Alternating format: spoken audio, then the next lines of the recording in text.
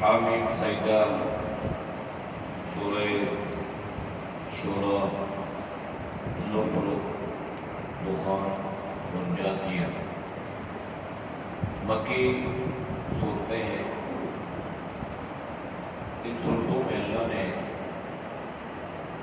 نبی علیہ السلام کی نبوت پر، قرآن پر جو اعتراضات کیے جاتے تھے ان اعتراضات کا جوابات دیے گئے۔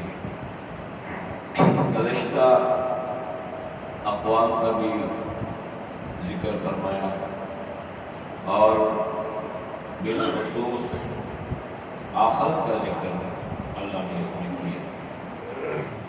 آخرت کا ذکر دو اعتبار سے ہے، ایک جنت کا ذکر اور ایک جہنم کا ذکر۔ جنت میں جانے والے اعمال ان کا ذکر اور جہنم میں جانے والے اعمال بد ان سے بچنے کا ذکر اللہ نے فرمایا۔ اس میں پہلی بات تو آپ صلی اللہ علیہ وسلم کی نبوت پر جو اعتراض تھا کہ آپ چونکہ انسان ہیں اس لیے آپ صلی اللہ علیہ وسلم نبی نہیں ہو سکتے۔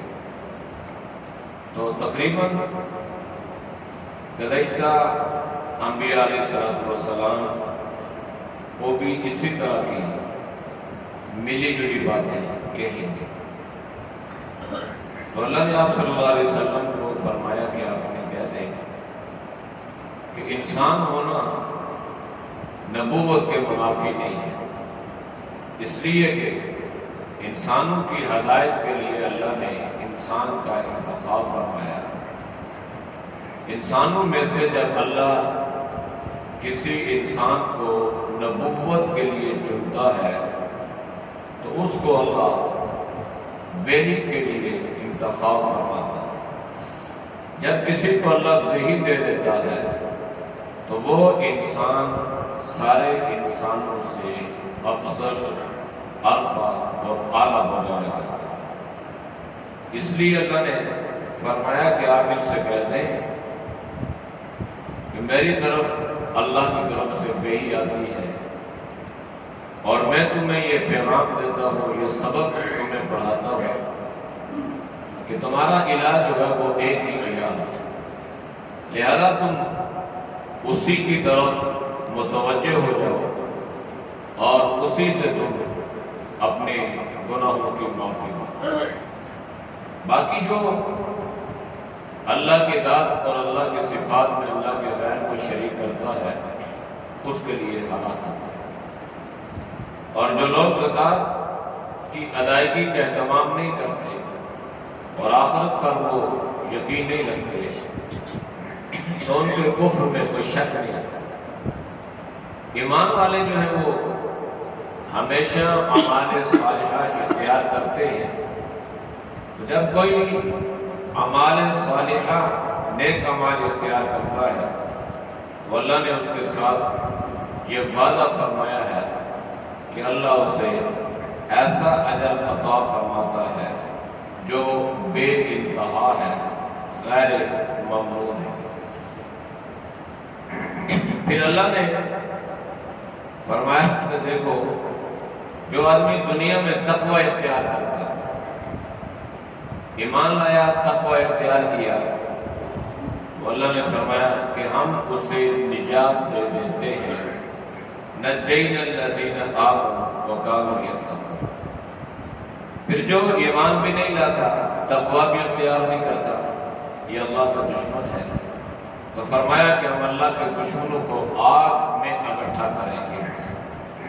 اور یہ دن آئے گا یہاں تک کہ ان کے کان، ان کی آنکھیں اور ان کی جلد یہ بھی اللہ کی عدالت میں گواہی دے گی۔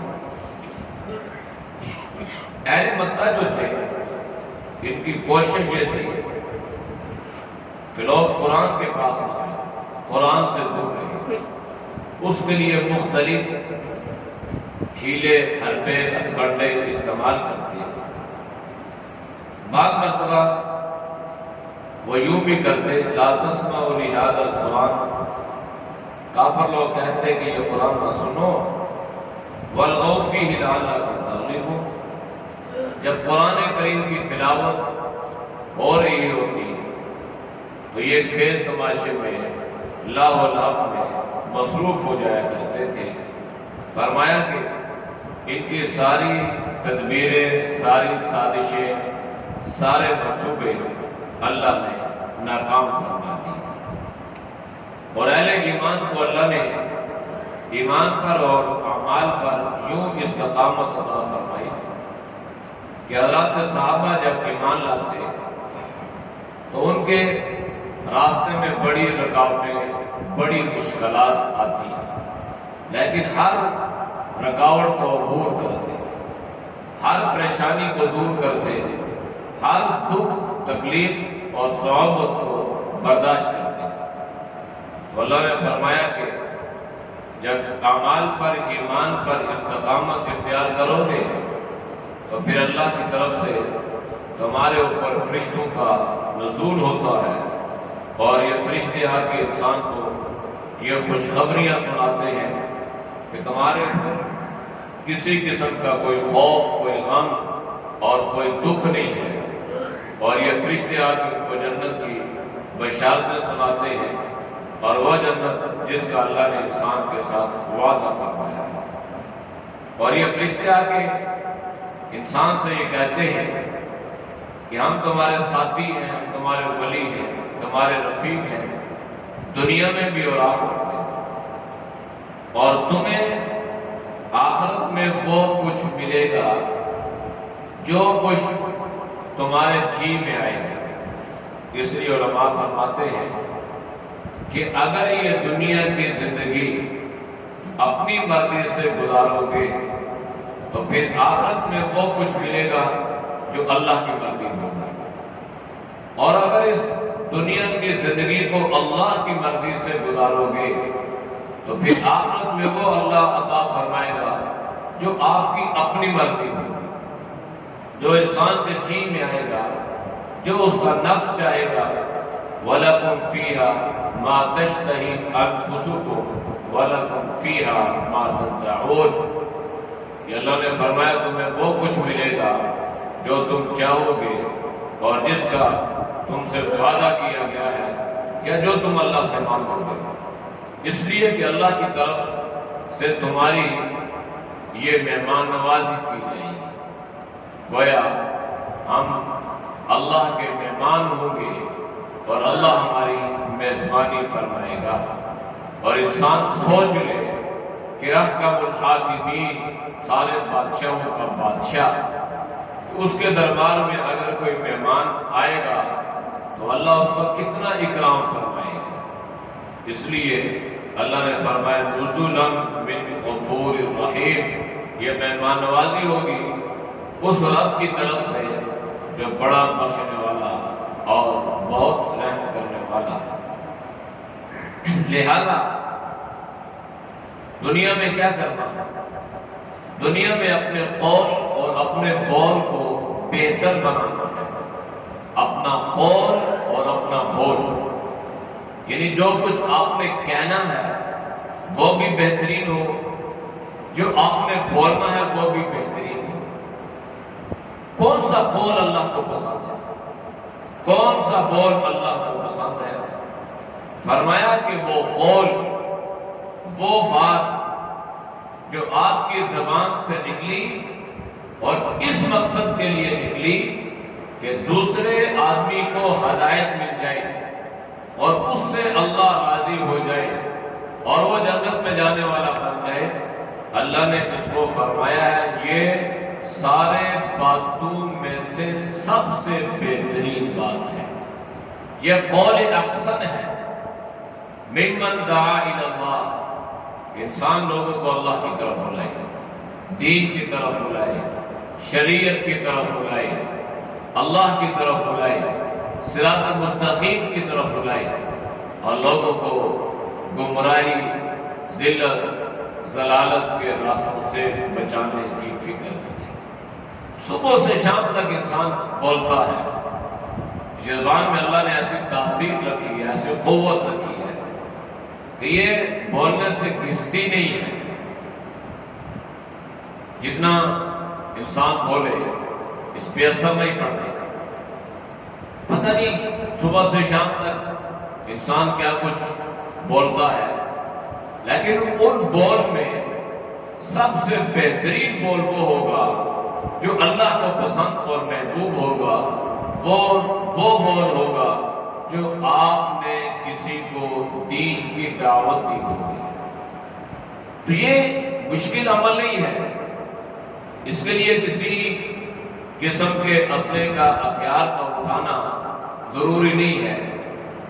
آپ راستے میں جا رہے ہیں، نماز کا وقت ہوا تو آپ نے کسی اپنے دوست کو، کسی بھائی کو، گھر والوں کو، راستے میں ملنے والے کو آپ نے نماز کی ترغیب دی، بھائی نماز کا وقت ہے، مسجد میں چلتے ہیں، نماز پڑھتے ہیں، اللہ راضی ہوگا، قدم قدم پہ اللہ گناہ معاف۔ تو یہ آپ اس کو دین کی دعوت جو دے رہے ہیں، یہ سب سے بہترین قول۔ گھر میں گئے، بچوں سے پوچھا نماز پڑھ لی،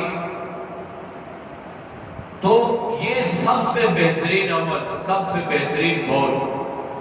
قرآن کی تلاوت کر لی، نہیں کی تو آپ اسے ترغیب دیں، بھائی قرآن کی تلاوت کرنے کا اللہ کتنا اجر عطا فرماتا ہے، کتنا ثواب عطا فرماتا ہے، اللہ اس سے کتنا راضی ہوتا ہے کہ اللہ کے کلام کو آپ تلاوت کر رہے ہیں، اللہ کے کلام سے محبت کر رہے ہیں۔ تو یہ سب سے بہترین قول ہے۔ تو اللہ نے فرمایا کہ اللہ کو یہ قول سب سے زیادہ پسند اور سب سے زیادہ محبوب ہے۔ دنیا میں انسان کے ساتھ اچھائی بھی ہے، برائی بھی ہے۔ اللہ نے شر بھی پیدا کیا، خیر بھی پیدا کیا۔ لوگوں میں اچھے بھی ہیں، برے بھی ہیں، اپنوں میں بھی اچھے برے، رشتہ داروں میں بھی اچھے برے، محلے داروں میں بھی اچھے برے۔ تو اللہ نے اس طرح یہ چیز پیدا فرمائی ہے۔ تو اب معاشرے کی اصلاح کرنی ہے، لوگوں کی اصلاح کرنی ہے، تو اس کے لیے اللہ نے ایک ضابطہ اور ایک دستور بیان فرمایا ہے، اور بہت آسان یہ قاعدہ فرمایا کہ اچھائی اور برائی جو ہے یہ برابر نہیں ہو سکتی۔ معاشرے میں برائی کو ختم کرنے کے لیے انسان کو اپنا کردار اور اپنے قول کو بہترین بنانا پڑے گا۔ فرمایا ادفع باللتی ہی احسن، اگر آپ یہ چاہتے ہیں کہ برائی ختم ہو معاشرے سے، تو برائی سے ختم نہیں ہوگی۔ ایک آدمی نے گالی دی، جواب میں اس کو گالی مل گئی، تو گالی بدلے گالی کے، گناہ بدلے گناہ کے ہو گیا، تو برائی ختم نہیں ہوگی بلکہ برائی بڑھتی جائے گی۔ ایک گناہ پھر دو گناہ، انسان لڑا دوسرا بھی لڑ گیا، ایک نے بد اخلاقی کی دوسرے نے بھی کر دی، ایک نے برا کہا دوسرے نے بھی برا کہا، تو یہ برائی بڑھے گی، مٹے گی نہیں۔ برائی کب مٹے گی، یہ برائی معاشرے میں کب کم ہوگی، جب گالی کے بدلے میں، برائی کے بدلے میں انسان اس کی ہدایت کی دعا کرے گا۔ جب اس کو دعا دے، جب اسے کہ اللہ آپ کو ہدایت دے، آپ نے گالی دی تو میں اپنی زبان کو گالی دے کر پلید یا ناپاک نہیں کر سکتا، مجھے میرا دین اس کی اجازت نہیں دیتا، لیکن میں معذرت کے ساتھ ایک بات یہ کہوں گا کہ یہ گالیاں ہماری زبان پہ اس طرح جاری ہیں جس طرح یہ ہمارا تقیہ کلام ہے۔ تیری ماں کی ایسی، پتہ بھی نہیں اللہ شعوری طور پہ کہہ رہے ہیں، تیری بہن کی ایسی، یعنی انسان یہ سوچتا نہیں ہے کہ میں اس کو کیا کہہ رہا ہوں۔ کتنے غلیظ الفاظ میں اس کے لیے استعمال کر رہا ہوں، اور کبھی کبھی مسجد میں بیٹھے ہوتے ہیں، کوئی آدمی بات کرتا ہے تو وہ بات میں اس طرح جو فلاں کیسی ہو، یعنی انسان حیران ہو جاتا ہے کہ آج تک ہم نے گالی کو گالی سمجھا ہی نہیں۔ نبی علیہ السلام نے فرمایا سباب المسلم فسوق وقتالہ کفر، مسلمان کو گالی دینا یہ گناہ کبیرہ ہے، کوئی بھی گالی ہے، اور اس کو قتل کرنا یہ کفر ہے، یہ اتنا بڑا گناہ ہے جیسے انسان کفر کو اختیار کر لیتا ہے۔ اس لیے اپنی زبان پر کنٹرول، اسی لیے نبی علیہ السلام نے فرمایا کہ اگر تم مجھے 2 باتوں کی ضمانت دے دو تو میں تمہیں جنت کی ضمانت دیتا ہوں۔ ضامن جو بنتا ہے نا وہ آدمی تھوڑا سے مدار ہوتا ہے، اور نبی علیہ السلام کسی بات کی ضمانت لے لیں تو اگر وہ بات پوری ہوگی تو نبی علیہ السلام پر یہ واجب و ضروری ہو گیا کہ آپ اپنے وعدے کو پورا کریں، اور آپ جو آپ نے ضمانت دی ہے آپ اس کو ادا کریں۔